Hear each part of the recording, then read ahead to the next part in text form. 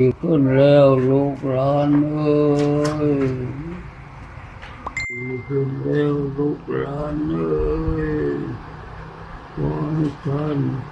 มีความสุขกายสบายใจ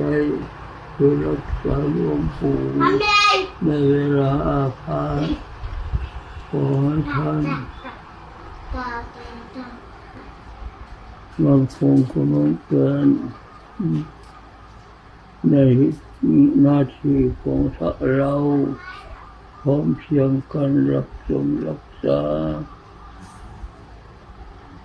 คือโยวัสดุคุณนาคสมาเพื่อพระวันตรายโยสุขิสัมโยบัวให้เราชีวิตที่จังก็จะดีโนสัพพะโลกธรรมวัฏันติอายุโนสุวัง